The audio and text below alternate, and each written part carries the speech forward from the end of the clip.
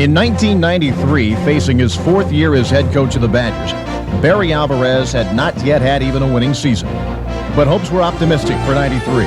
Fans and sports writers predicted 93 would take the Badgers to their first bowl appearance since the 1984 Hall of Fame Bowl. But few, if any, thought it would be the Rose Bowl.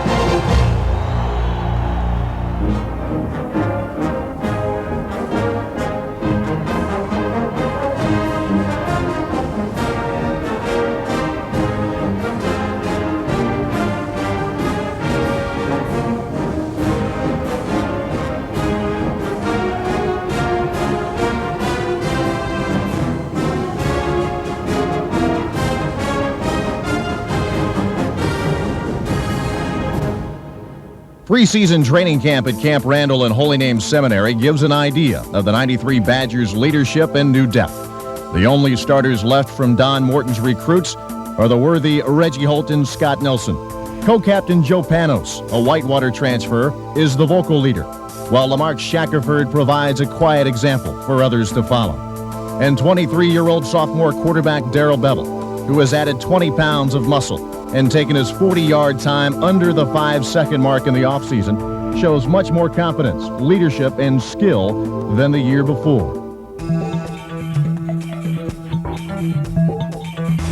Bevel shows just how much skill in the first game of the season on September 4th at Camp Randall, when he throws a school record 5 touchdown passes to lead the Badgers to a 35-17 victory before a crowd of 65,577 fans. The stands aren't quite full, but soon a Badger ticket will be the hottest ticket in town. In its first possession, Wisconsin moved the ball 35 yards in 5 plays, scoring on a 2-yard touchdown pass from Bevel to Matt Nyquist. Many thought the most exciting pass play would come from the hands of Nevada quarterback Chris Vargas.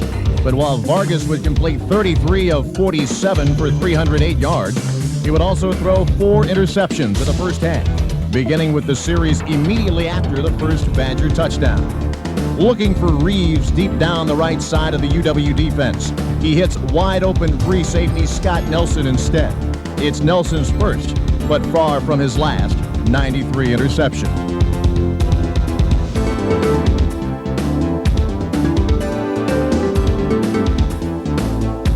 After the Badgers fail to make a 37-yard field goal try, the Wolfpack gets the ball, but throws it away again. This time when cornerback Jeff Messenger picks off an overthrown Vargas pass intended for Mike Sr. Messenger runs it back to the Nevada 29, and 7 plays later, Bevel gets his second TD toss to Roan to make the score 14-0. I just tried to drag my feet, and I wasn't sure if I made it until I saw the referee sticking his arms up in the air there. In the second quarter, the Badgers seem to be sputtering. Nevada has scored a field goal, and Wolfpack tailback Marcellus Christian has been key in working the ball down to the Wisconsin 20. Vargas throws a quick one to Senior, but the ball jumps out of his hands and into the hands of junior cornerback Kenny Gale in his first Badger appearance. Gale's pick stops Nevada's big threat, and though the Badgers don't score on the turnover, they preserve their 14-3 lead at the half and hold their momentum. After the half, Bevel picks apart Nevada's secondary. On the first drive after 2 first-down passes to Mark Montgomery, Bevel hits Doremus on a rollout to take the score to 21-3. 2 possessions later, Bevel hits a lonely Dawkins down the middle for a career-tying 49-yard touchdown.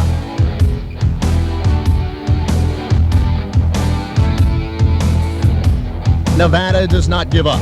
31 seconds into the fourth, Vargas hits Reeves for a score. But Bevel follows up with a 16-yard throw to Dawkins to take the score to 35-10. And though Nevada drives 81 yards to get 7 more on the board, it will not be enough. Final score, Wisconsin 35, Nevada 17.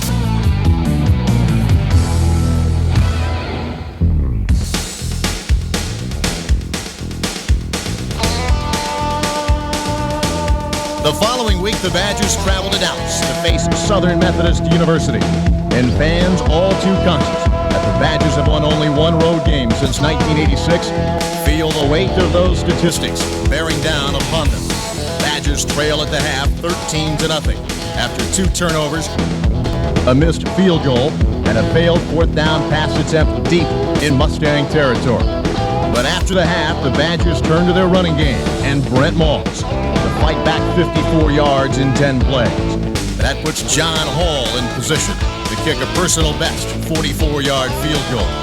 The Mustangs, spurred by a 37-yard pass to Brian Berry, matched the effort by driving 60 yards and putting up a 41-yard field goal to bring the score to 16-3.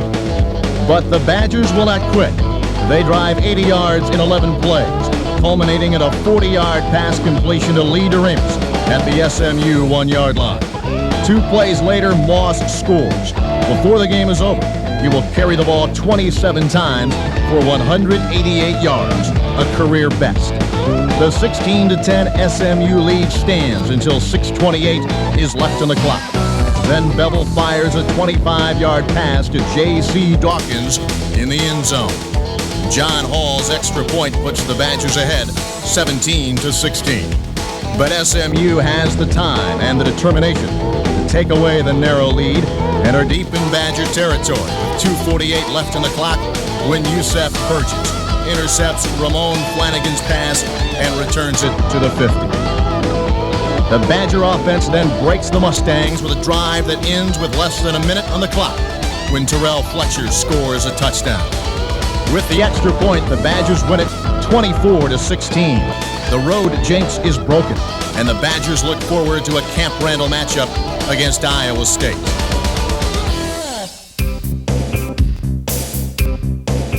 For the first time since 1984, the Badgers are ranked among the top 25 college teams.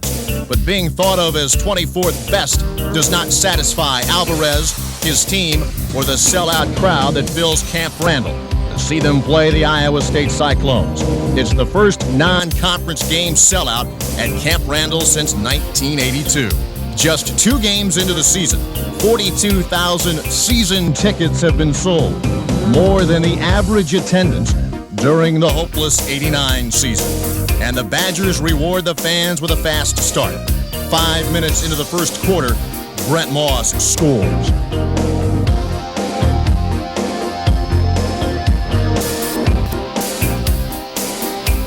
Then Jeff Messenger deflates the Cyclones with his 3rd interception of the season.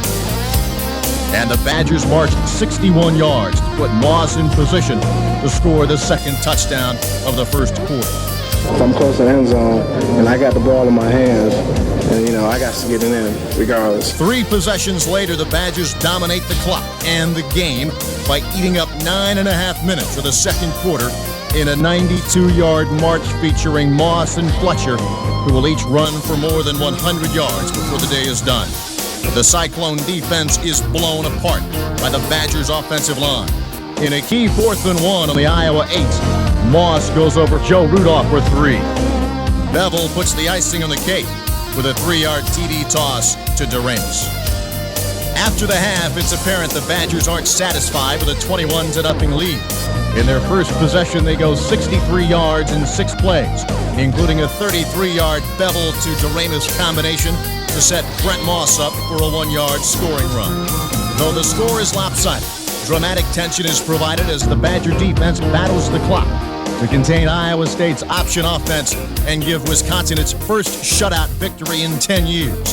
And led by Yusef Burgess and Eric Unverzat, they almost do it, holding the Cyclones to 11 first downs and forcing 6 punts. But with 1 second left, the Cyclones score, bringing the final tally to 28-7. Looking ahead to their first Big Ten game, the Badgers are 3-0.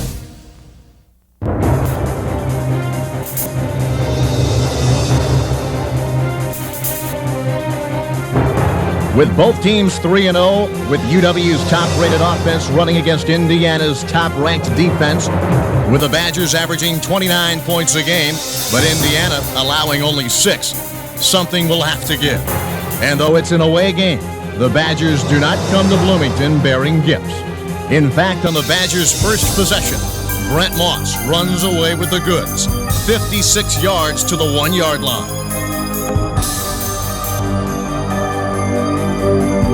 And on the next play, he scores the first 6 points of the game. But the great start has a bad finish. When setting up for the extra point, holder Javon Brunston is missing in action, and the Badgers are penalized for delay of game. And then John Hall's extra point attempt is blocked.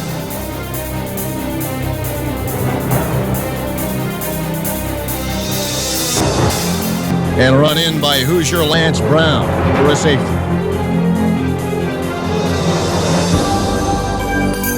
But later in the first quarter, Terrell Fletcher shows that he will not be denied with a 57-yard touchdown run.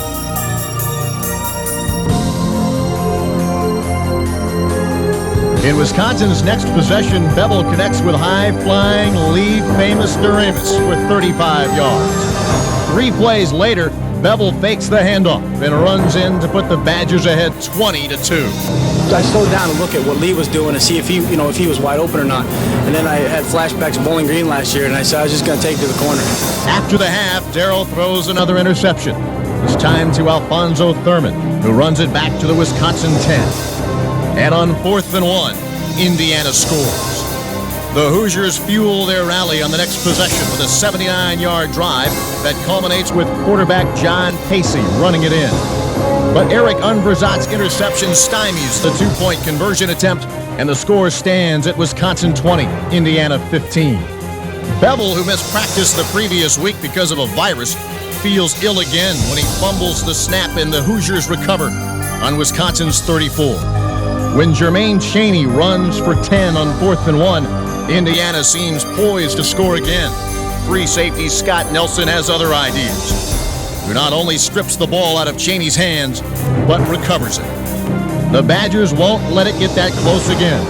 With 9:15 left, they score again when Bevel passes to tight end Matt Nyquist. The final score, 27-15, with the Badgers tallying up 354 rushing yards and Brent Moss setting a new personal best of 198 yards.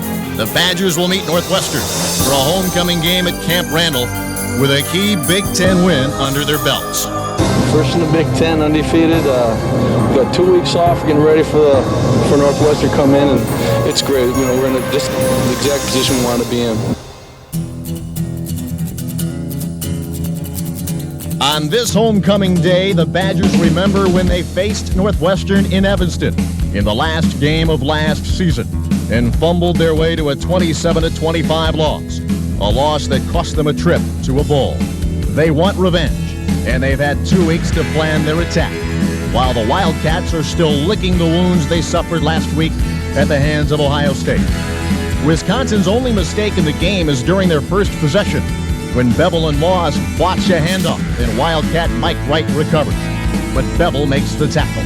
When the Wildcats end the drive with a field goal attempt, Kenny Gales blocks the kick. And the Badgers follow up with an 80-yard drive that sets up a 2-yard touchdown run by Brent Moss. The next Badger possession, it's Fletcher's turn to turn it on.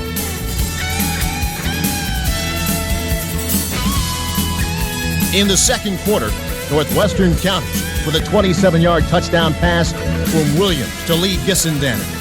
But the Badgers prefer a 14-point lead, and with help from a 25-yard Fletcher pass reception, Wisconsin marches down to the Northwestern 8, and Mark Montgomery plows across for the touchdown. Northwestern fights back again. With 2:35 left in the half, Williams again connects with Gissendaner to bring the score to 21-14. But Bevel, who will go 17 for 18 and set a Big Ten completion percentage record, finishes the half with a 23-yard pass to Lee Duramus in the end zone. After the half, the Badgers come on strong with 2 TDs in the first 6 minutes of the third quarter. The first when Moss runs 23 yards. And the second, 4 plays after Eric Unverzat intercepts when Fletcher runs the ball in. Later in the third quarter, Fletcher does it again with a 6-yard touchdown run. It will be the second game of the season that he and Moss both have run for more than 100. Then with 9:53 left in the game, freshman Carl McCullum, heavily recruited from Minnesota, scores with a 1-yard blast into the end zone. The final score will stand at 53-14. It's the first time Wisconsin has been 5-0 in 16 years. and the first time the Badgers have racked up more than 50 points in a decade. But best of all, it is not the first time or the last time they will win this season.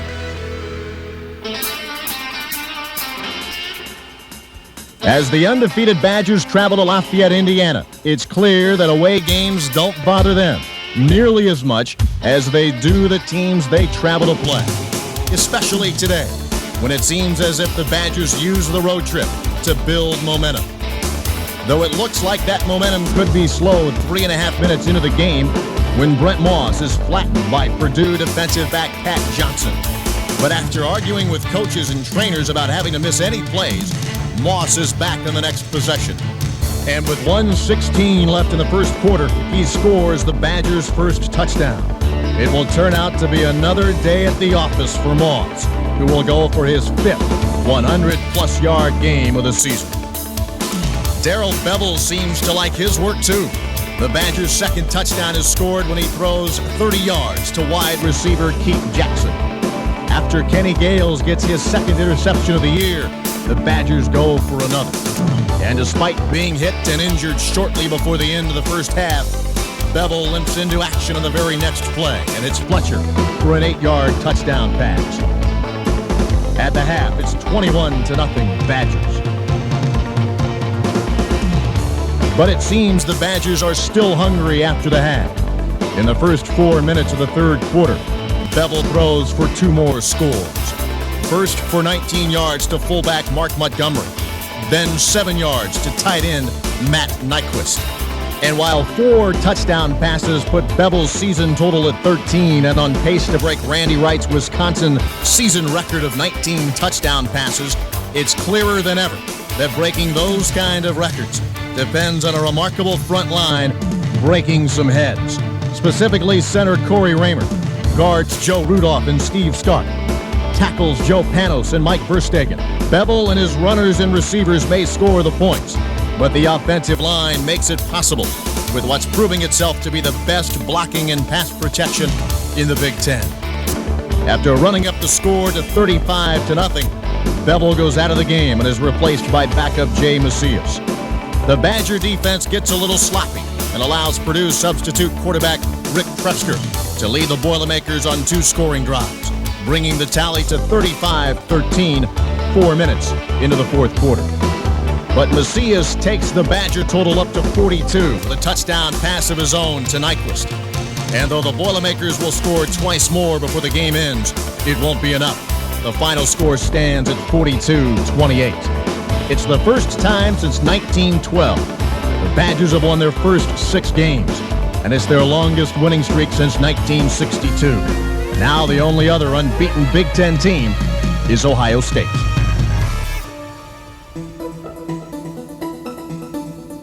In the nation's longest football rivalry, Wisconsin and Minnesota have played for the Paul Bunyan Axe since before Bronco Nagurski was a Colt. Having held the axe for the previous 2 years, the Badgers brought the trophy with them to the Metrodome for their 7th game of the season. And equal numbers of Minnesota and Wisconsin fans filled the dome to see which way the axe would fall this year.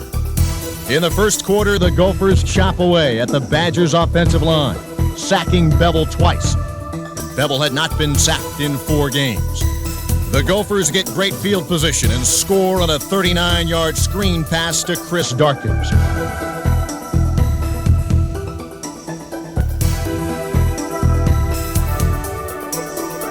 Barely half a minute into the second quarter, the Gophers take it to 14-0. When Eckers hits Chuck Rios for 27 yards.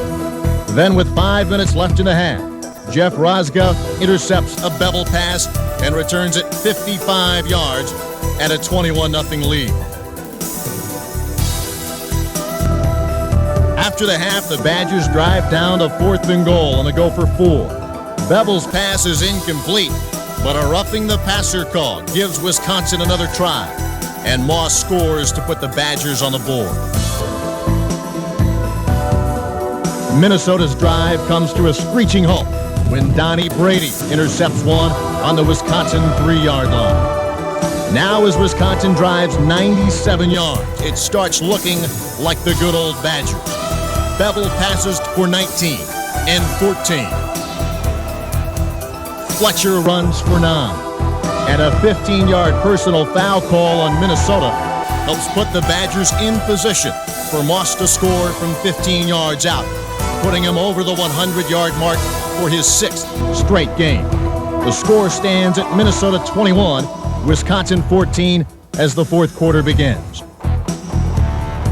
Brady gets his 2nd interception of the contest and kicks in another big Badger drive in the 4th.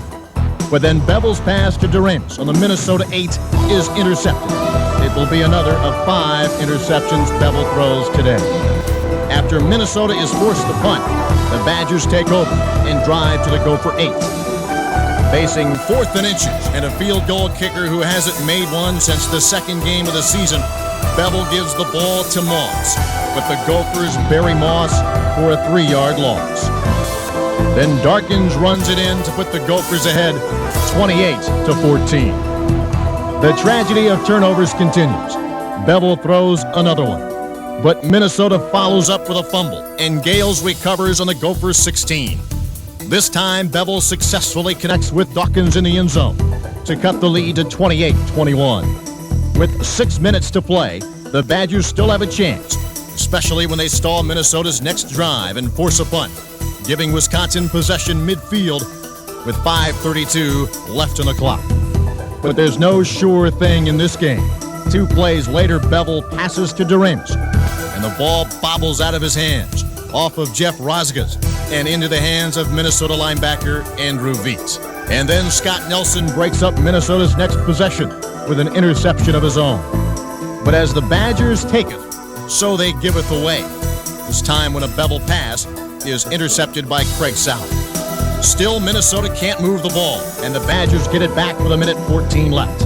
But Bevel can only get to the Minnesota 32 for throwing 4 straight incompletions. The Badgers lose the ball on downs, and time runs out. What makes the Badgers' first loss of the season especially painful is how good some of their game was. Bevel has thrown for a school record 423 yards, breaking the record set by Ron Vanderkellen in the '63 Rose Bowl. But of course, despite those great numbers, the Badgers ran out of time and lost that game too.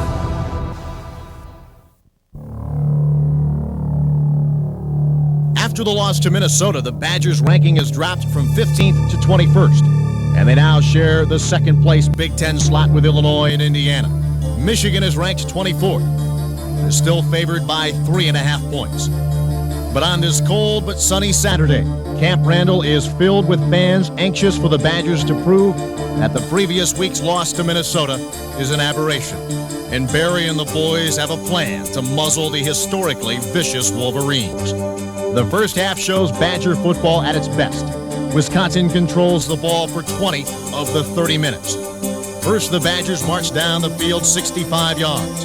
Given John Hall's tough year with field goals, the fans expect a first down attempt. But walk-on junior Rick Schnetsky makes only the 2nd appearance of his Badger career and nails the 3-pointer from 25 yards out. On their next possession, the Badgers use 21 plays and almost 11 minutes to get Schnetsky in position again. And this time he makes a 26-yard field goal to take the score to 6-0. Then the Badgers top off the first half with an 80-yard drive, culminating in a 12-yard Terrell Fletcher scoring run.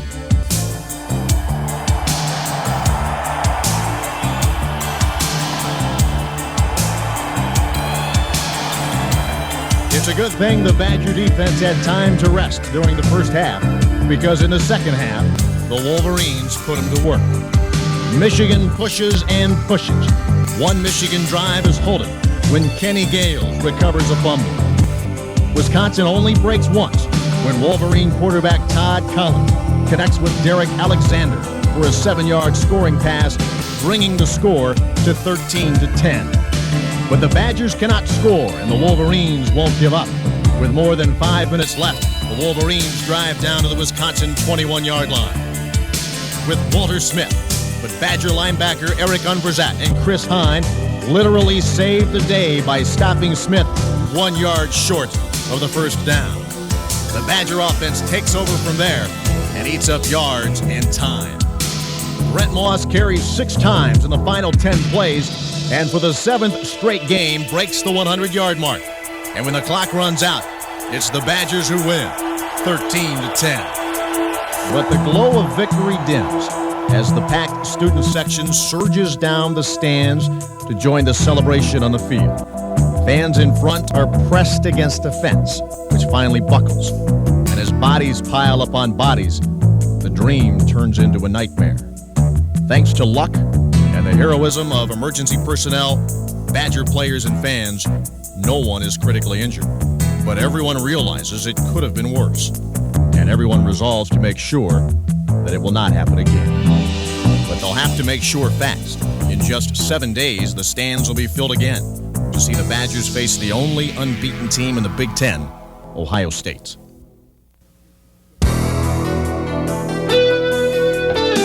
Before making 2 key field goals in last week's matchup against Michigan, Rick Schnetsky had only made 1 appearance as a Badger.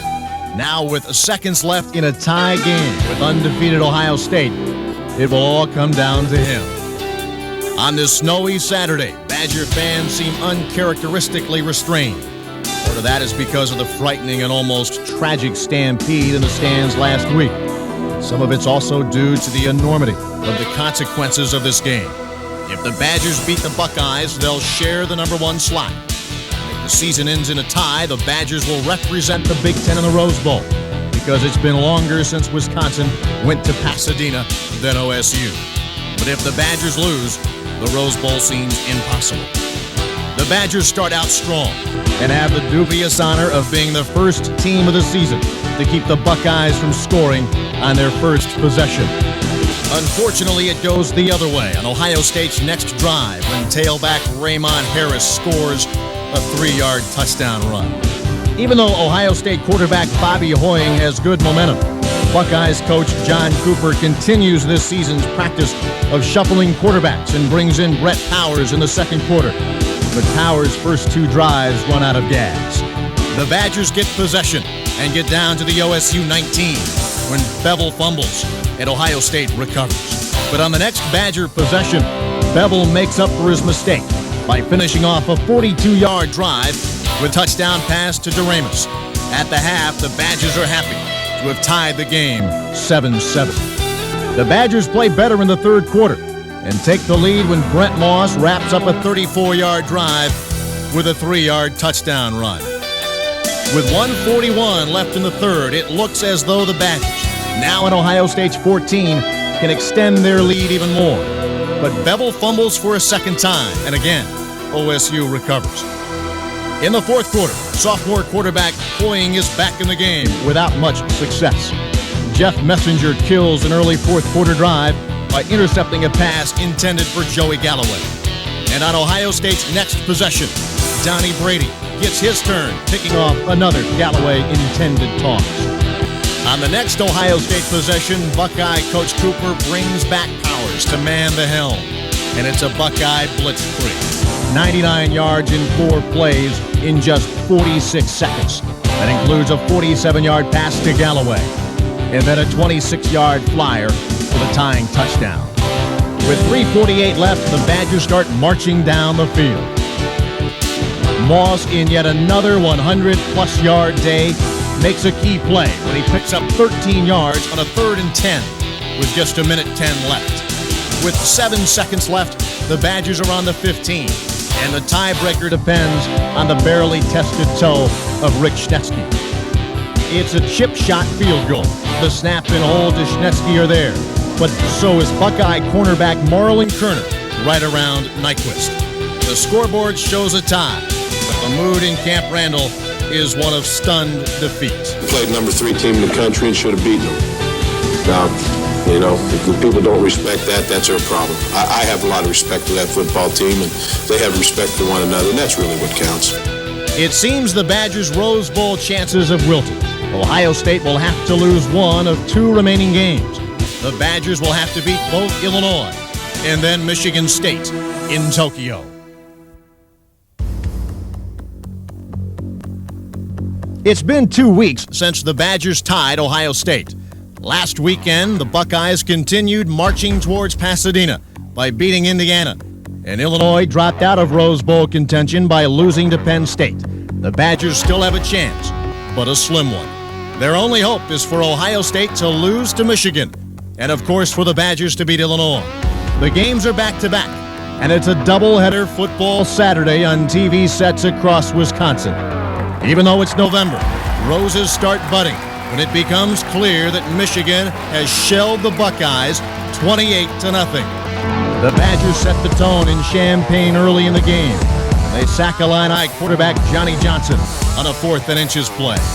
And Illinois' conference-leading rush defense is left wheezing as Bevel and company score on 3 of their 4 first-half possessions. On the Badger drive, after Johnson gets junked, Moss starts it off with a 10-yard run and then finishes it with a 1-yard touchdown. After an Illinois field goal, Bevel connects with Roan for a 24-yard touchdown pass. And then with 4:29 left in the half, Fletcher scores on a 6-yard run. Both he and Moss end up going for more than 100 yards. Only the second and third players to do so against Illinois this season. Moss's total for the season goes to 1,332, breaking the school record Billy Merrick set in 1974. It's a great feeling, I'm very, surprised at where I am right now, accomplishing what I'm accomplished. But, I never gave up, and results, have the record right now. After the half, the one dark spot of the game occurs when Illinois blocks Sam Veit's punt and returns it for a touchdown.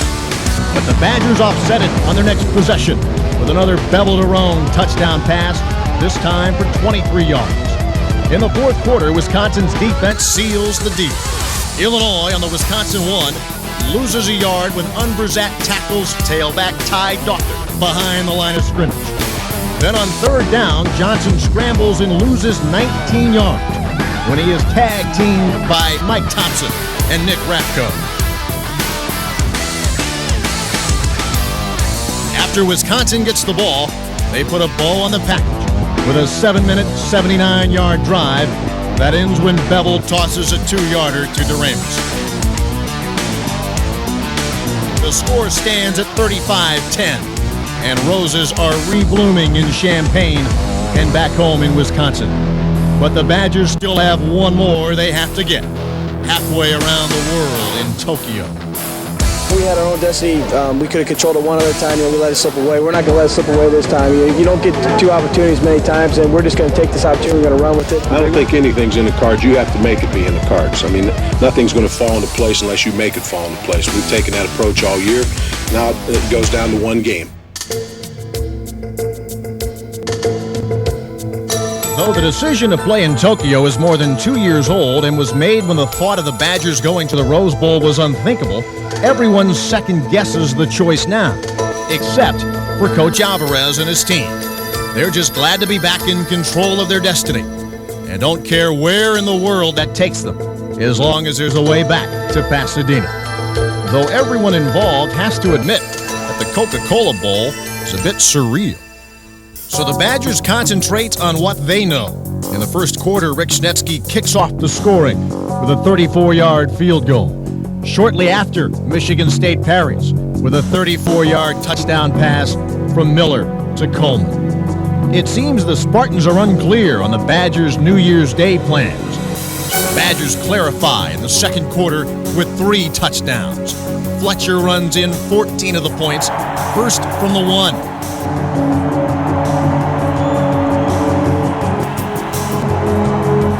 The next from 40 yards out.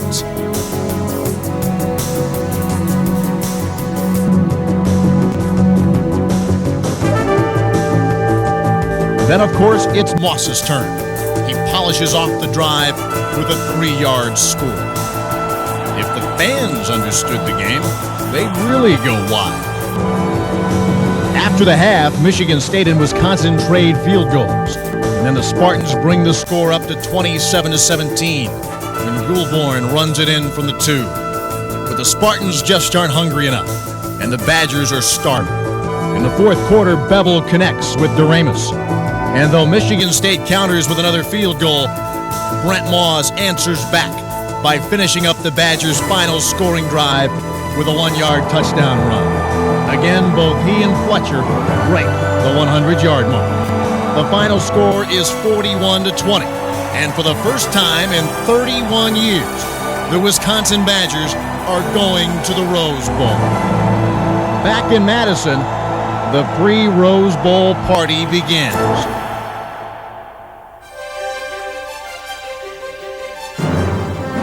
Though the Badgers are ranked higher than UCLA, the Bruins are favored to win by a touchdown. Those who think UCLA will enjoy a home field advantage are in for a surprise. For the past 5 days, Badger fans have been pouring into Los Angeles. And despite traffic jams and ticket scams, it's clear as the stadium fills that the Rose Bowl, now fondly renamed Camp Randall West, is red. UCLA wins the toss and elects to kick off. Wisconsin starts from the 20 and follows up with 3 first downs, dominated by Moss, rushing to get to UCLA's 47, where the Badgers are finally forced to punt. From the 3, UCLA, led by J.J. Stokes, gets within scoring distance after a 37-yard pass and run from Cook to Stokes, puts UCLA on Wisconsin's 17. But 2 plays later, Cook is sacked by Unverzak for a loss of 3. UCLA ends the drive with a 28-yard field goal to put UCLA on the board, 3-0. The Badgers drive down into Bruin territory. On 3rd down, Bevel throws to Fletcher for 16 yards, putting Wisconsin on UCLA's 3.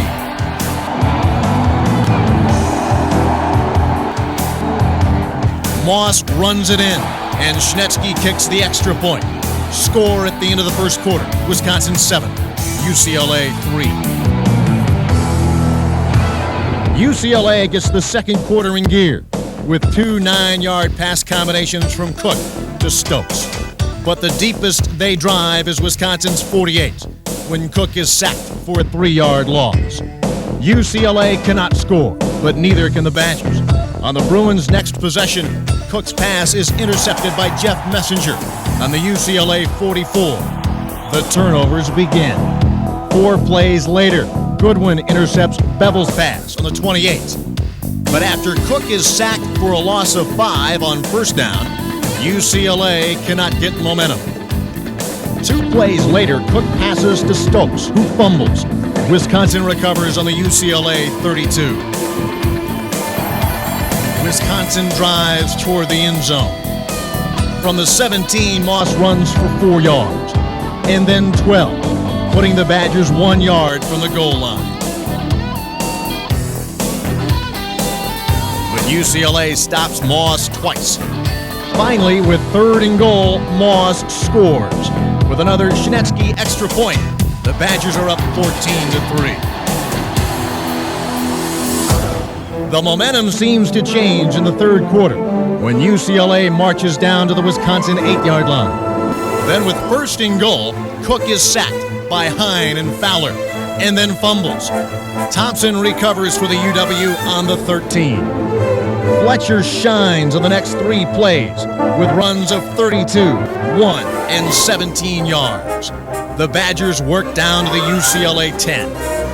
With 4th and 1, Bevel gives Moss the ball. Despite what many believed was an obvious offsides by UCLA, the play is not called dead. Moss loses a yard, and UW the possession. And then a fight breaks out on the sidelines between Badger Lee DeRamus and Bruin Marvin Goodwin. The UCLA bench empties, but the Wisconsin coaches hold the Badger bench back. When the melee is over, both DeRamus and Goodwin are ejected from the game, as well as Wisconsin's Mark Montgomery and UCLA safety Donovan Gallatin. UCLA takes over at the 10, but 5 first downs later on Wisconsin's 33, the Badgers force another turnover when Cook fumbles and Pete Diatalevi recovers on the 37. But the fight seems to have demoralized the Badgers. They cannot make a first down and are forced to punt. In UCLA's next drive, the Badgers contribute to the Bruins game with 25 yards worth of penalties. Davis scores from the 12, and the score is Wisconsin 14, UCLA 10. In their next possession, the Badgers are forced to punt. But as soon as UCLA takes over, Davis fumbles and Thompson recovers for the Badgers. Moss works the ball to the 21. Then Bevel goes back to pass, scrambles, and runs 21 yards to score. The extra point puts the count at 21-10. The Badgers stop UCLA's next drive with another fumble and recovery. The Badgers can only get to UCLA's 42 before they're forced to punt. From their 10, UCLA works back down the field. 15 plays later, passes for 6. The Bruins' attempt at a two-point conversion fails, and the score with 3:38 to play is Wisconsin 21, UCLA 16. Despite solid runs by Moss, the Badgers can't get past their own 44. But during the Badger drive, UCLA uses up its final timeout. After the punt return to their 38, Cook passes to Allen for 7, to Stokes for 8, and then runs the ball 10 yards himself. 1st and 10 on the 37. Cook passes to Allen for 6. 2 plays later, with 3rd and 9 and the clock running down, Cook hits Stokes for 18. UCLA is in scoring position with enough time left to steal the win from Wisconsin. The tension is almost unbearable. 1st and 10 on the 18. Cook goes back to pass but cannot find a receiver. Instead of throwing the ball and stopping the clock, he tries to run, but is tackled. The Badger fans count down the seconds to the end of the game and Wisconsin's first Rose Bowl victory.